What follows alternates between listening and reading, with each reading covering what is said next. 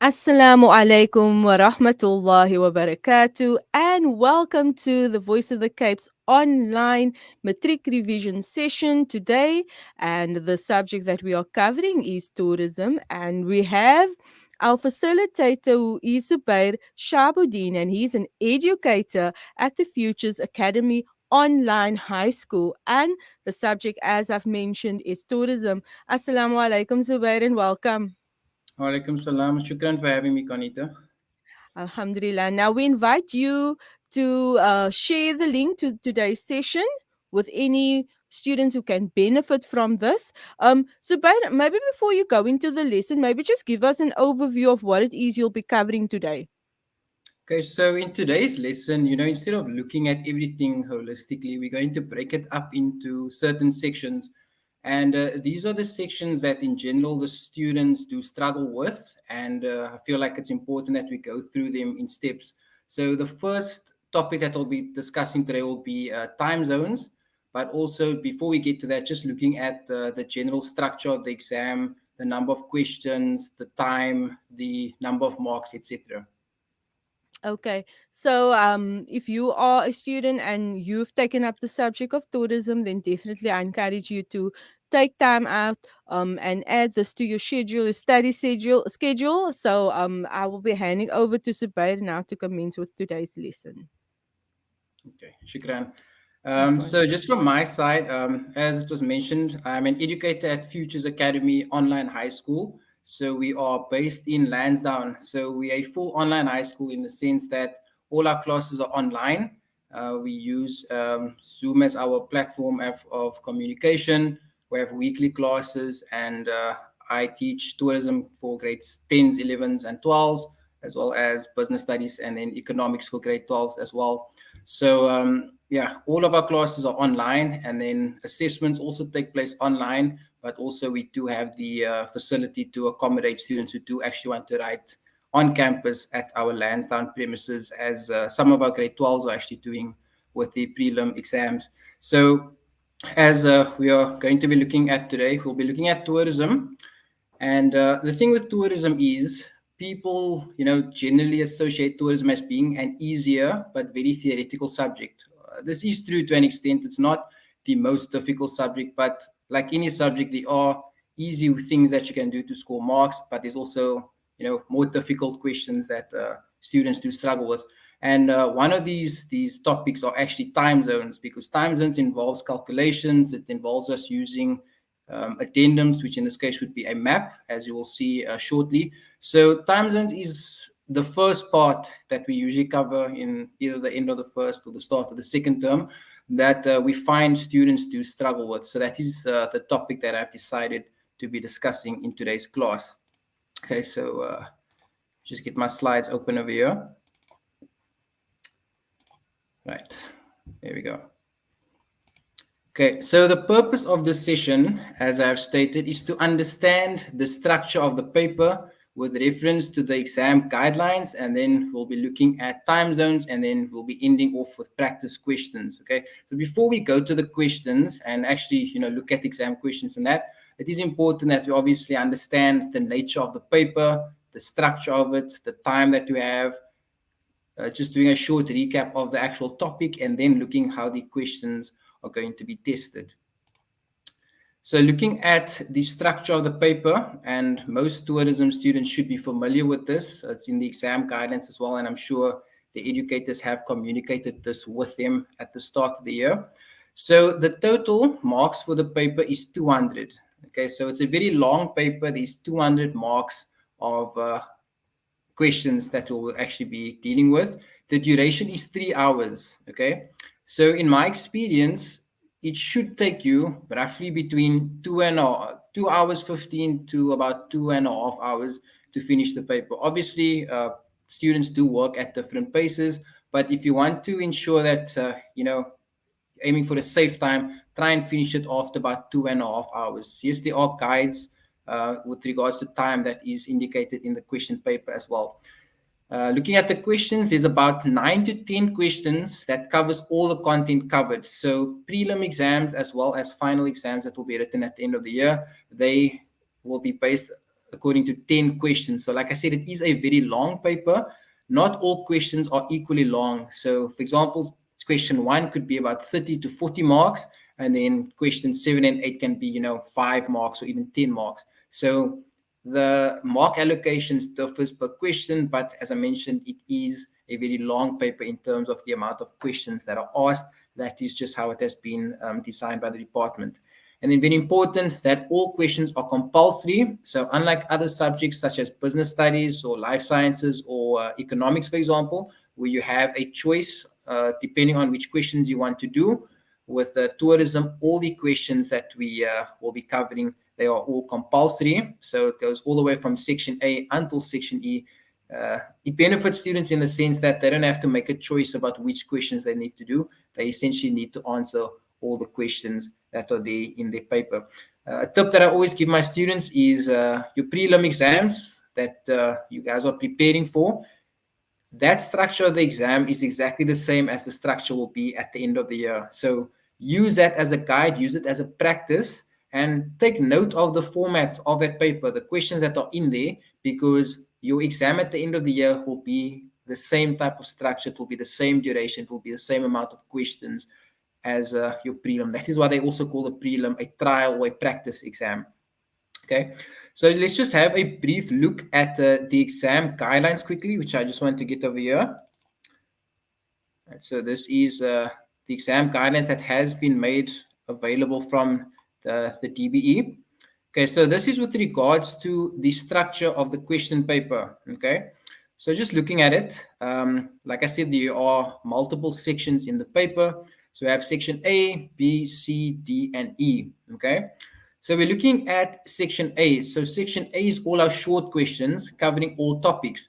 So when we're looking at short questions, we are looking at things such as multiple choice questions, column A, column B, mixing and matching, choosing the correct word between brackets, etc.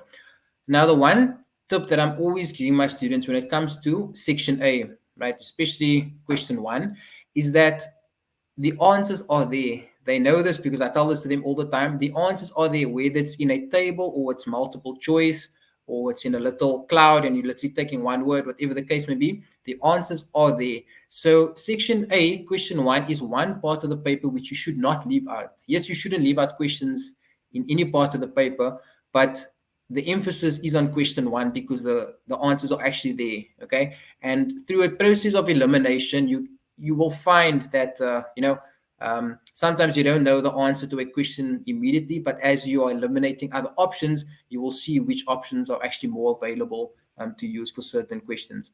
Then the part that we will be looking at today is actually a part of section B, which is map work and tour planning, foreign exchange.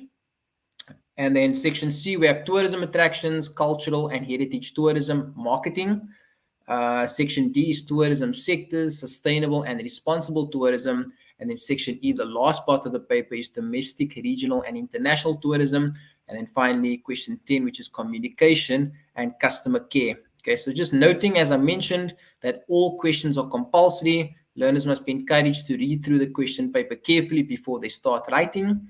Application of the content is one of the skills required in answering the tourism question. So as you would have seen with your pack as well, it's about how well you're able to apply the skills that have been taught to you.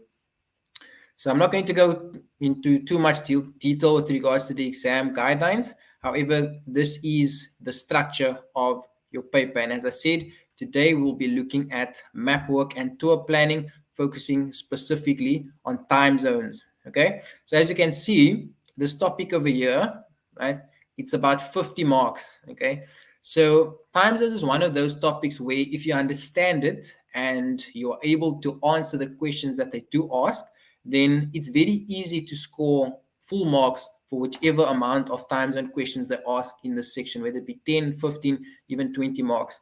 If you do find it is a bit difficult or you struggle with it, then it is obviously easy to lose those marks. And obviously we are here to try and accumulate as many marks as possible so that we can pass our paper and then also, strive for that 80 or 90% that you are looking for. Okay, so as I mentioned, unfortunately, it is a very long paper. It is 10 questions.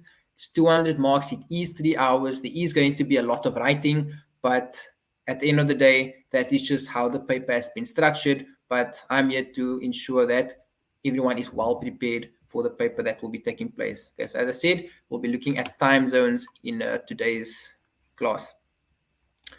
Right, so as you can see, our topic today is time zones. Right, so just looking at it in terms of definition. Right, I just want to move this. Okay, that the phrase time zone refers to any of the 24 longitudinal divisions of the Earth's surface in which a standard time is kept. The primary division being that it is bisected by the Greenwich meridian.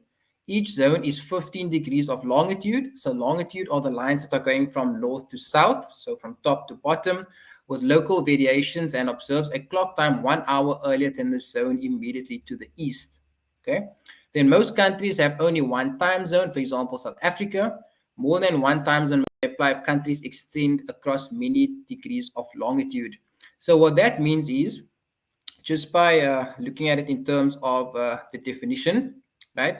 What we are saying is that South Africa has one time zone. So whether you are in Cape Town or you are in Johannesburg or in Durban or Pretoria, wherever the case may be, right now it is currently about 20 past 3.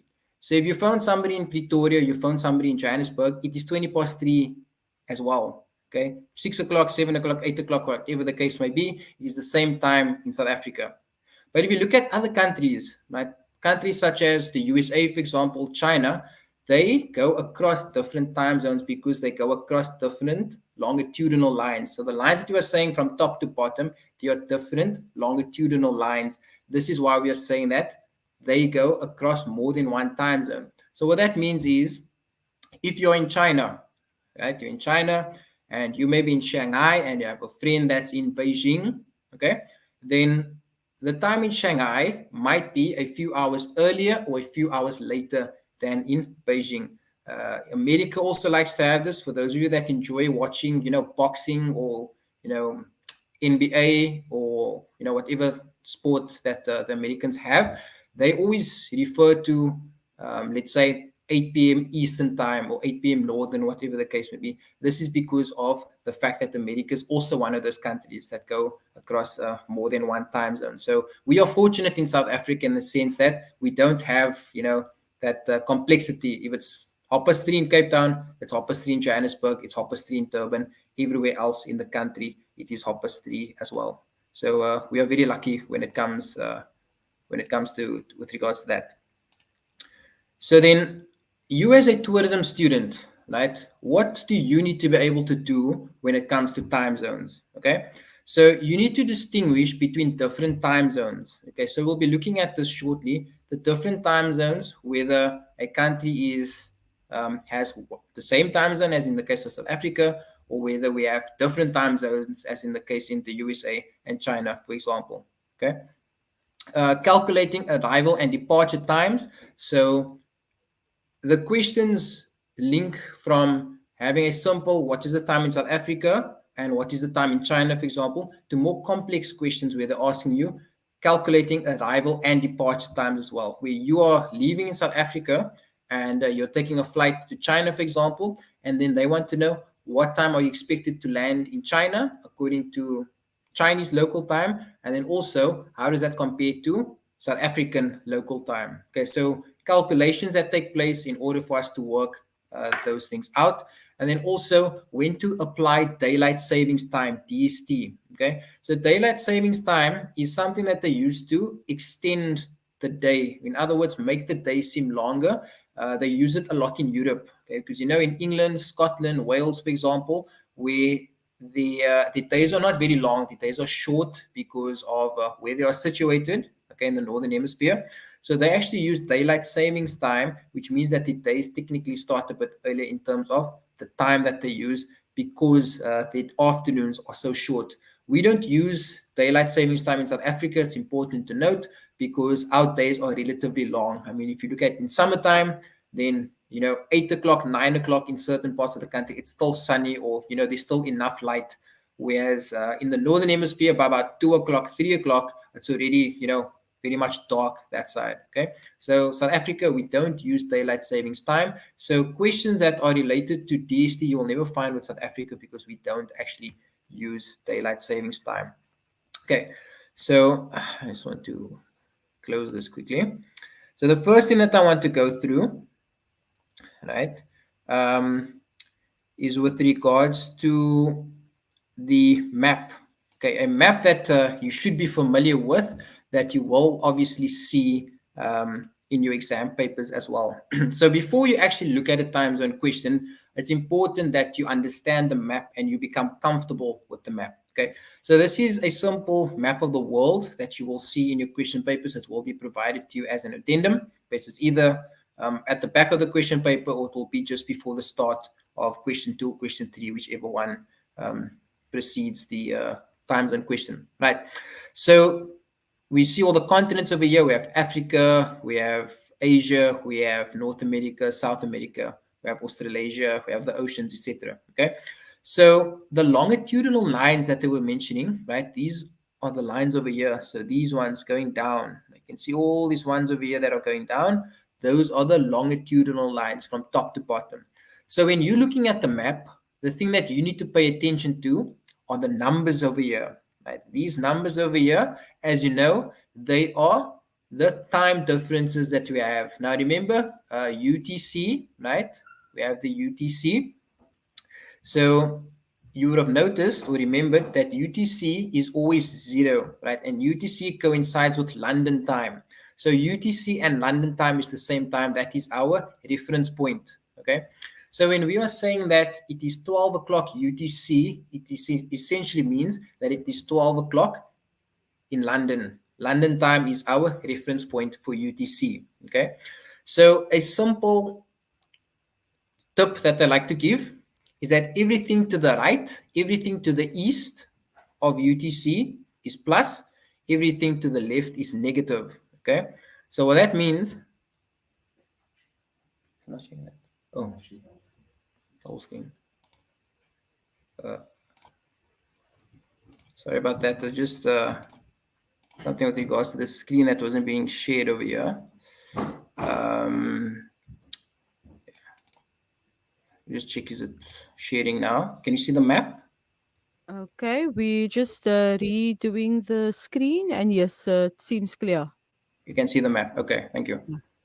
Right, apologies for that technical error there. Okay, so looking at this tourism map over here, right, we're looking at the numbers over here. So as we said, UTC is the equivalent of London time, which is always equal to 0, right? It's always equal to 0. So what that means is whenever we're using a reference point, we're referring it to London time. So as I mentioned earlier, a tip is anything that is to the right or to the east of UTC, that is always positive or plus. Anything to the left or to the west of UTC over here is negative. So that means if we are to the right of UTC, that means we are ahead of London. So whether it's +1 or +2 or +3, it means we are ahead. If you are to the left, it means we are behind. So an example, it is now 12 o'clock in the afternoon in London. Okay. So if we are saying that UTC, in this case, is +1, that means that the time is UTC, which is London, which is 12 o'clock, plus 1 hour, which is 1 o'clock.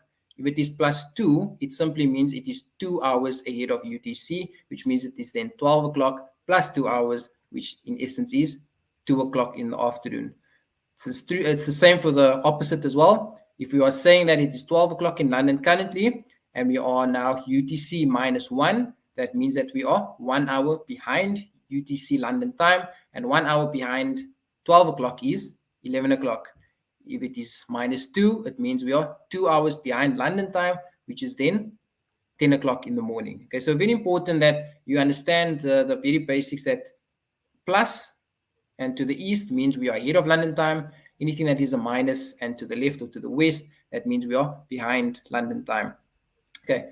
Um, you can also, as I said, this map is your friend. This map is like your little crib note that you have during the exam.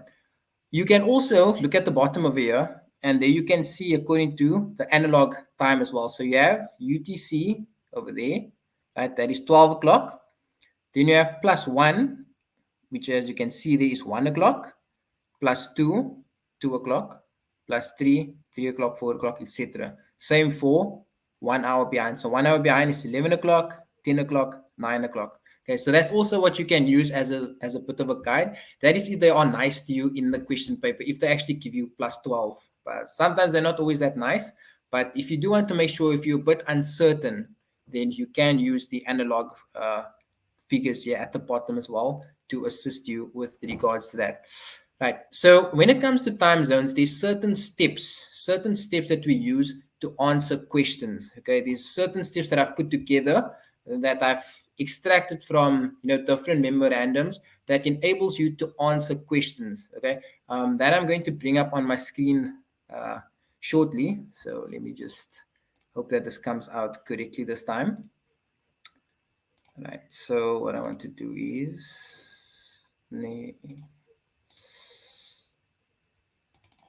okay. Is it now? Wait, yeah. Just go back over here. Okay, there we go.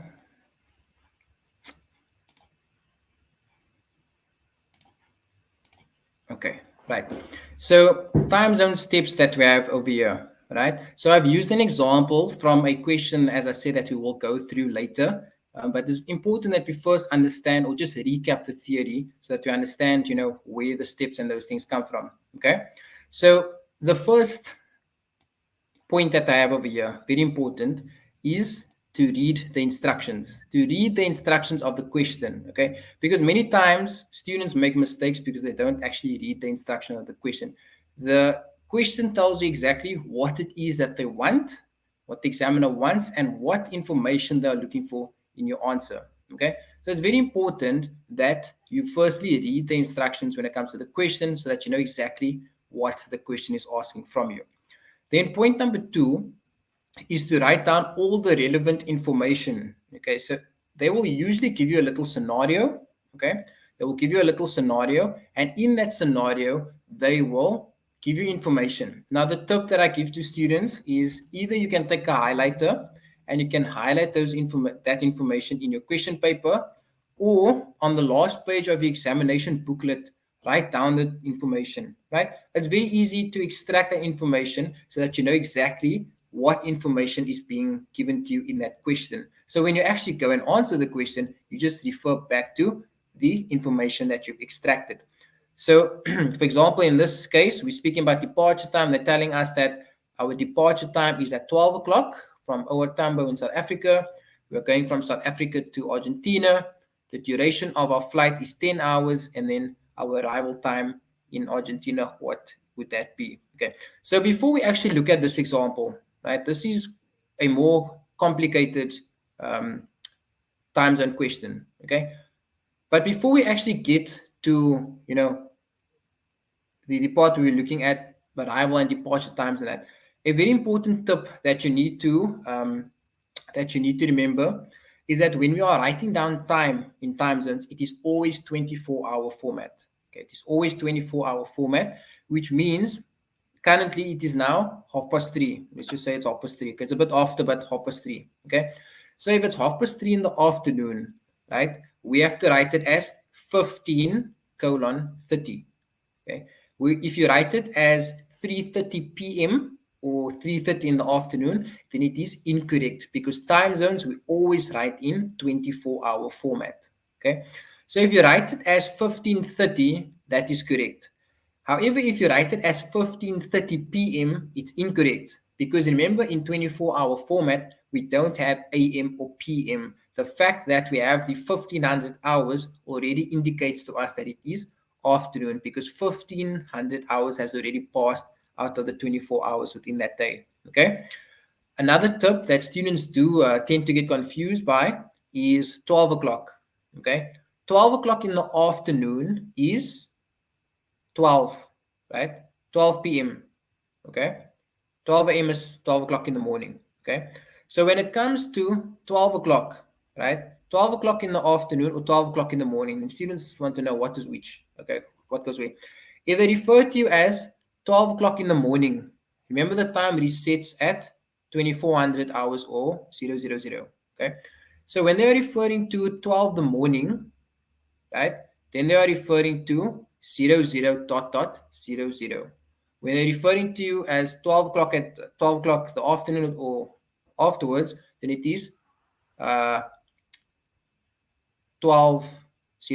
For example, 12 o'clock the afternoon. That's just when the afternoon starts. So 12 o'clock the morning is 00. 12 o'clock in the afternoon is 12 dot dot 00. So just ensure that you understand just the differences over there. Because remember, 12 in the afternoon means that the next hour would be 1 o'clock in the afternoon, which is 1300 hours, 1400 hours for 2 o'clock, 1500 hours for 3 o'clock. Whether it is in the morning, right, then it is 000 because 1 o'clock in the morning would then be 0100. 2 o'clock in the morning would be 0200. So just check if you're a bit confused, just look at what is the next hour. Is the next hour needing to be in the morning or is the next hour needing to be in the afternoon? That is how you distinguish between whether it is 000 or whether it is 1200. Okay, just something that I've noticed Okay, so those are the do's and don'ts when it comes to time zones. Okay, um, what I'm going to do is I'm actually going to show you an example we have actually extracted this question from, so that we can actually see, how they ask the question when it comes to test and exam papers. So I just want to find this question quickly. Okay, so this one over here. So let me just sure. Okay, perfect. I think I've gotten the navigation right now, so I should be fine with this. Okay, let me just check. Yeah. Okay. Cool. I got it. Right. So in this case, they're telling you obviously to show all calculations since you will receive marks for it. So in this case, they are asking us in 8.1. Okay, calculate the time in China if it's 2 o'clock the afternoon in South Africa. Okay, so they are telling us to calculate the time in China if it is 1400 hours in South Africa. So what I'm going to do is, as we are unpacking this question, I'm going to move back and forth the steps, the map, and all of those things, so that you know holistically how to actually look at the question. Okay, so they're asking us to calculate the time in China if it's 1400 hours in South Africa. Okay, so the first thing that we need to do is, right, the first thing that we need to do is we need to go to our time zone steps, right? So we've read the instructions and we wrote down the relevant information. They're telling us that it is 2 o'clock in South Africa. They want to know what time it is in China. Okay. So the next step over here is to write down the UTC of both places. Okay. So we need to write down the UTC of both places. And in order to do that, we then go to our map. Okay. We then go to our map over here. Right. So we start off by South Africa, right? We go to South Africa and we see that South Africa over here is part of this gray shaded area. Now, unfortunately, in your question paper as well, they do give it to you like this. It's not really color coded. It is just the black and white image that they give you. So we look and we see that South Africa over here is +2. Okay, if you're not sure, you can always just move up, but it is indicated here as well. So I'm just going to get a bit closer for those of you that maybe can't see, right?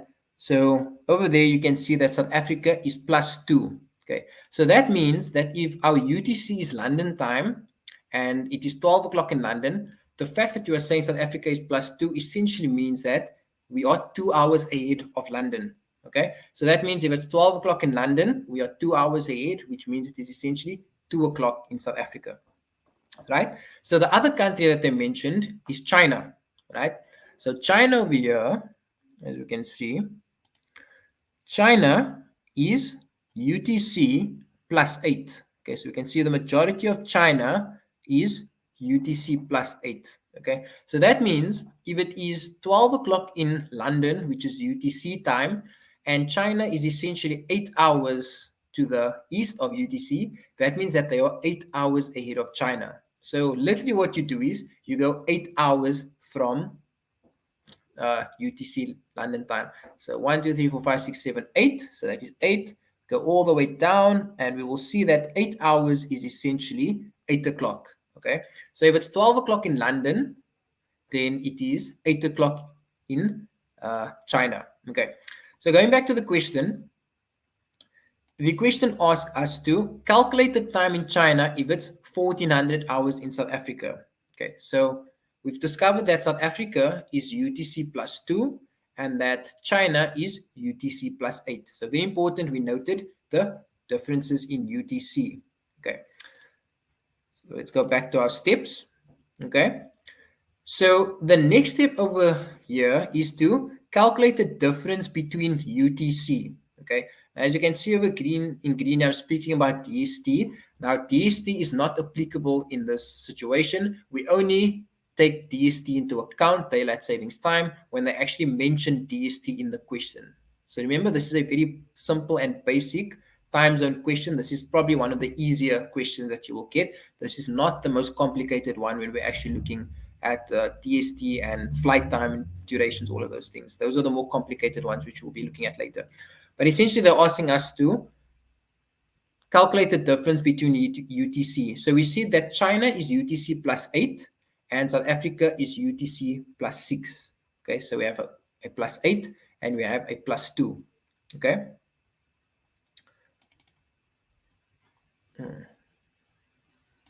So a bit skew. Anyway, let me just check. Okay. Yeah, okay, this thing came out a bit skew, unfortunately. But anyway, I'll just explain it based on the question. Okay. So what we'll do then is that the difference between our UTC would be the 8 hours minus the 2 hours, which means that the difference between South Africa and China is essentially 6 hours. Okay. It's essentially 6 hours, the difference between South Africa and China. Okay. So then what we do in our third step then is that we have our South African time. Okay, let me just refer us back to the steps. Right. We then have our difference, which is the 6 hours. Okay, that we've calculated by saying the 8 minus the 8 minus the 2. That gives us the 6 hours. Okay. So then the next step that we then do is we simply add the time difference. Okay, so in this case we are subtracting the time difference, but like I said, this is a different question. But these are the steps that you will follow for your time zone questions. As I said, the instructions in this question ask us to find the difference. The instructions in this question ask us to subtract the time difference. So this is why we're saying it's always important to read the question. Okay, so just going back to that question over there, they're telling us to calculate the time in China if it's 2 o'clock in South Africa. So we've established that the time difference is 6 hours. So all that we do is, it's 2 o'clock in South Africa. What do we do? Our time difference is 6 hours. So we simply add 6 hours to South Africa's time. Okay, so what we do is we go back to our map, right? So it is currently 2 o'clock in South Africa. So we're adding 6 hours. So it's 1, 2, 3, 4, 5, 6. 6 hours later means it is essentially 8 o'clock in China. Okay, very simple 3 marks. Okay, very easy 3 marks. So you get the mark for identifying the UTC between the countries. Number 2 is to calculate the difference, which in this case was the 6 hours, which you got from the 8 minus the 2. And then the third mark you then get is for simply adding the time difference to South Africa's time. Had it been negative, so in other words, if it had to be a country on the west of UTC, so anything from -1, -2, -3, we then simply have minus the time difference. But because China is ahead of South Africa in terms of UTC, we're adding it because it is more to the east than South Africa. If it was a country that is to the left and more west than South Africa, we then simply subtract the time difference because they would then be earlier. Another way to check, right, if you are correct, we look at South Africa, right? We look at South Africa, they are +2. We look at China, which is +8. Okay. So if you're saying that the time difference between South Africa and China is 6 hours, right? We can go back to our UTC, right? We can add our 6 hours over here, and then we can plus the 2 as well, because South Africa is also UTC +2. So if we add those 2 hours as well, 1, 2, you will see that we still end up by 8 o'clock. Okay, so that is a very easy way to navigate our map. But as I said, use this map. It is your guide. It is your friend. It's your little crib note that you do get during the exam. Okay, that is probably the most easy question that you'll get. You probably won't get an easier question than that. Okay, so that is a very, very basic time zone question that they do give us. Okay, so what I'm going to do is I'm going to refer you to a question from the November paper, the one that they wrote last year. Okay, the November exam that they've written last year. Okay, the time zone question that they covered in last year's November exam. Okay, so here's your scenario, right? They give you the scenario. They give you the scenario over here.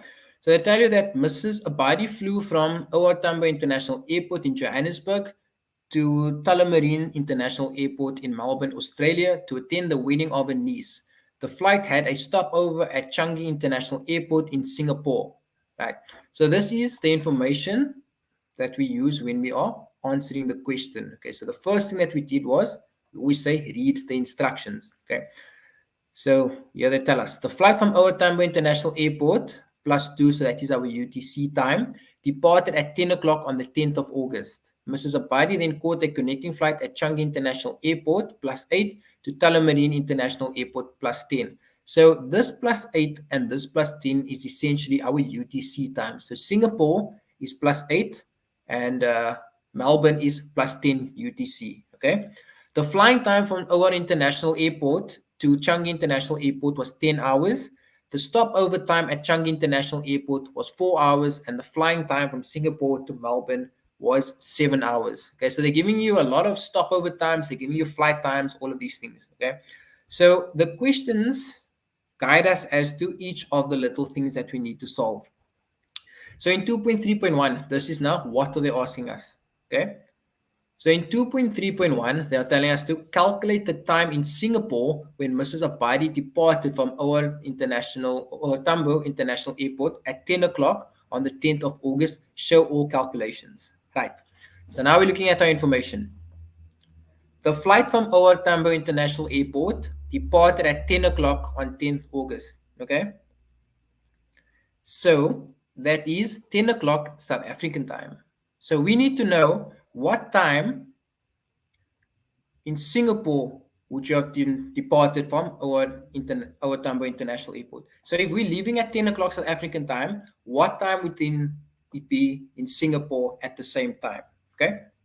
So that is the first question that we need to answer, right?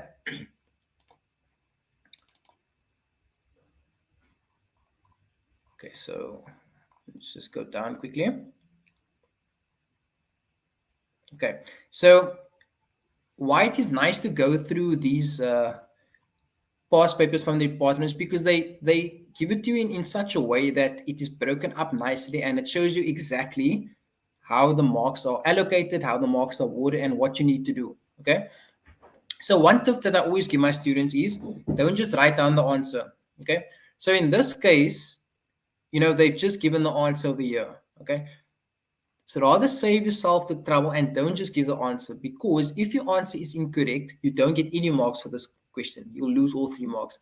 If you write down your information and somewhere along the line you make a mistake, you can still get 1 or 2 marks for the question because of the method that you're using, or for the information that you have correctly identified. So don't just write down the answer, rather include all the information in steps as well, as they have indicated over here.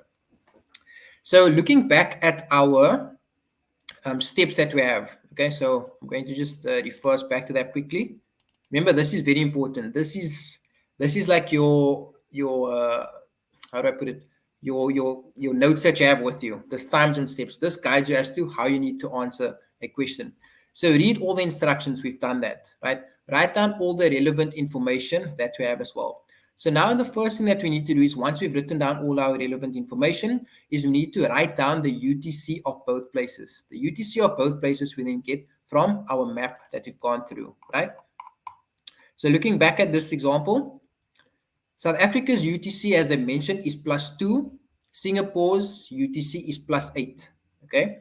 So once we have determined our UTC, the next thing that we then do, according to our steps, is to calculate the time difference between the places. Okay, so we have the 8 and we have the 2. Now we need to ask ourselves, do we subtract or do we add? Okay, so in order to answer that question, we need to look at our map, because our map will tell us whether we need to subtract or add. Right, so South Africa over here we have is +2. Just give me a second quickly.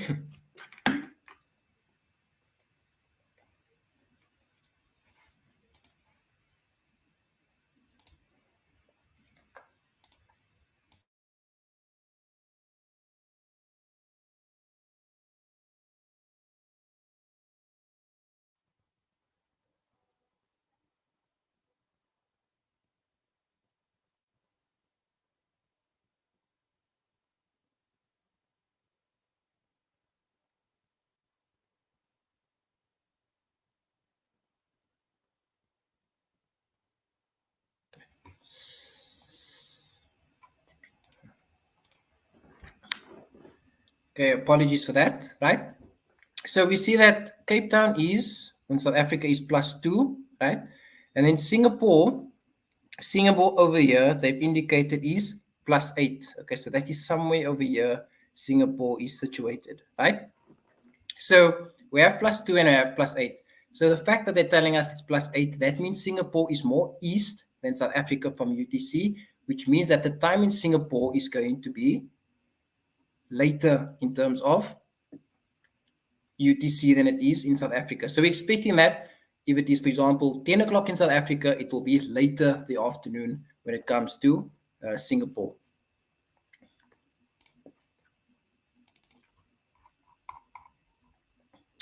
Okay, so in this case, we've discovered that our time difference is 6 hours. So we've discovered that it is going to be ahead. So it is our 10 o'clock, which is the time that is mentioned in the question, plus the 6 hours. Okay, so 6 hours from 10 o'clock is 10 o'clock, 11, 12, 1, 2, 3, 4, right? 4 o'clock. 4 o'clock in the afternoon. Now note that they did not write 4 p.m. or 4 o'clock in the afternoon. They wrote 1600 hours. Okay, they've written 1600 hours because remember it is in 24-hour format. And secondly, we do not write AM or PM afterwards. Okay, so very simple. They just asked us to calculate the departure time in Singapore if you were to leave South Africa at 10 o'clock in the morning, which is very similar to the previous example of the question that we've just gone through, right? So let's look at the next part. So that is 2.3.1. Then 2.3.2, they're asking us to calculate Mrs. Abadi's time of departure from Changi International Airport on the 11th of August. Okay. So she departed at 10 o'clock on the 10th of August. Then Mrs. Abadi then caught a connecting flight at Changi International Airport to Tullamarine Airport, International Airport. Then the flying time from Owen International Airport to Changi International Airport was 10 hours. Then they speak of a stopover time and then the flying time. Okay. So they want to know what time is a departure from Changi International Airport. So here she leaves Owen International Airport, right? And then she catches a connecting flight at Changi International Airport +8. Okay. So they want to know what time does she leave Changi International Airport. Okay. So we need to ask her, we need to keep track. We're not in South Africa anymore. We've left Owen International Airport. We are flying, right? And now we need to find out what time is she then leaving Changi International Airport. Okay.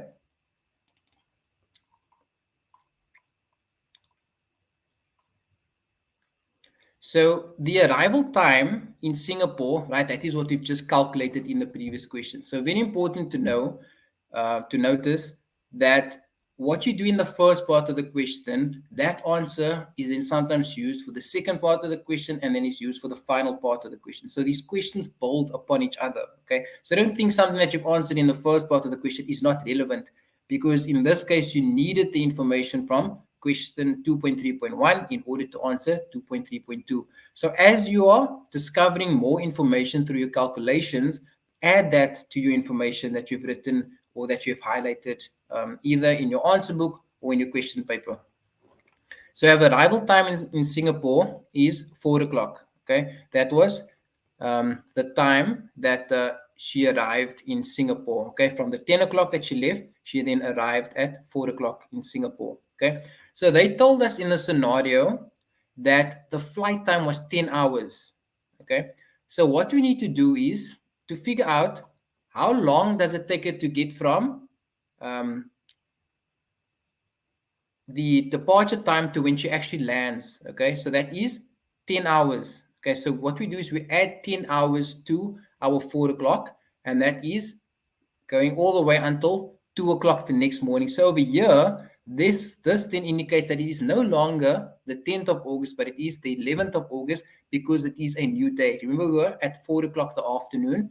The flight took place at 12 o'clock, 1 o'clock, 2 o'clock the next morning. So now it is 2 o'clock the morning, but it is the 11th of August. It's also very important to keep track of the dates as well. This is why they give you the dates, because students sometimes get confused. They would think, it's still the 10th of August, but how can it still be the 10th of August when a flight took place at 4 o'clock on the 10th of August and it's now 2 o'clock the next morning? So obviously it would have to include a change in date as well, because it now is the next date. So then they further stipulate that she has stopover time. So these are all the additional things that you get from the instructions that you do add. Now, bear in mind that not all questions will have stopover times, layoff times, all of these things. It depends on the nature of the examiner. Okay, so sometimes they can be nice and they decide to omit these things. Sometimes they can be a bit more strict and they can actually give you stopover time, layoff times, connecting flights. But all of these things you just add in. As you can see, all that you are doing is we're just adding these in after the flight have taken place. So 10 hours of flying time, which is 2 o'clock. Then she had a stopover time of 4 hours. Now, it doesn't matter where she stopped over or what she did. They just told us that it is 4 hours of stopover time, which means that we then add the 4 hours to our flight time, our flying time. But very important is that you add it separately. So don't go and add 14 hours over there. Okay, separate it into the 10 hours for flying time and then the 4 hours for stopover time. Okay, very important that is plus, because obviously it is time that you're waiting. So it's not negative time, it is adding time. So it is plus 4. And then 4 hours from 2 o'clock in the morning, that again takes us to 6 o'clock in the morning. So her departure time from Changi International Airport is 6 o'clock in the morning on the 11th of August. Okay, so very important. The date isn't stated here, but for your reference, just remember that it is the 11th of August. Okay, very important that you do keep track of all the information which is there. All right, so let's just go back to the question quickly. So we have the time of departure now from Changi International Airport. So she's now currently at Changi International Airport. Then the last part of that question, calculate Mrs. Abadi's time of arrival at Tullamarine International Airport in Melbourne.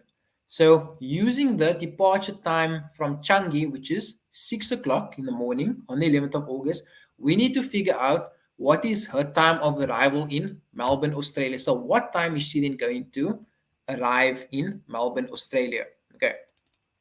So again, we are using the information from question 2.3.1 to give us information to use in 2.3.2. And now we are using information that we have in 2.3.2 to assist us with 2.3.3. Okay.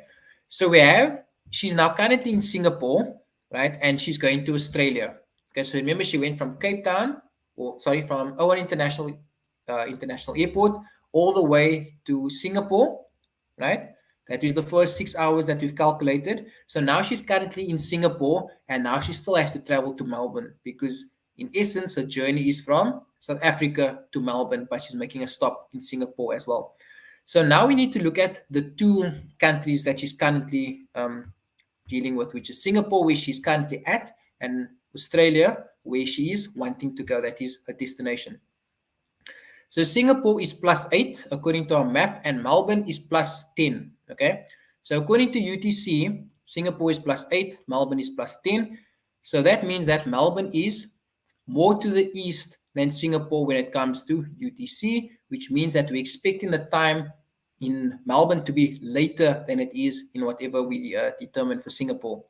So then our time difference is 2 hours. How do we get the 2 hours? We take the 10 minus the 2, which is the 8 hours. Sorry, the 10 minus the 8, which is the 2 hours. Okay, remember, just to make sure you can refer back to your map, you can see that Melbourne is more to the east than Singapore. Thus, the time in Melbourne should be later than Singapore. Okay, so we have plus 10 and we have plus 8. The time difference over there is then plus 2. So we have a 2 hour difference. Okay, so the time difference for departure is 6 o'clock in Singapore, but in essence, it is 8 o'clock in Melbourne. So we want to know what time she arrives in Melbourne. This is why we need to figure out what is the time in Melbourne, because they are referring us to the time that she arrives in Melbourne. If it was the time that they wanted in Singapore, we would have just used the 6 o'clock a.m. as is. But because they want to know the time of arrival in Australia, we have to converted to Australian time, right? So we add the 2 hours from our time differences. So our departure time is actually 8 o'clock when you're using Australian time, okay? Then going back to the scenario, they then tell us with regards to the flight time, okay? So we have this, right? The flying time from Otambo to Changi was 10 hours. The stopover time at Changi International Airport was 4 hours. So as you're going through the information and you've answered this, you can cross out points as well. And then finally, the flying time from Singapore to Melbourne, Australia, was 7 hours. Okay, so that's the last part of the question, the last part of the information that we then need to add. Okay, so we have our 8 o'clock over here. Now what we need to do is we need to add our 7 hours, because remember, Melbourne is more to the east of UTC than Singapore. So it's obviously going to be later in Australia than it is in Singapore. So what we do is they tell us that our flight time is 7 hours. So we then add 7 hours to our 8 o'clock departure time, and our arrival time is then 3 o'clock in the afternoon, 3 o'clock in Melbourne, Australia. In other words, 3 o'clock South Africa, 3 o'clock Australian time.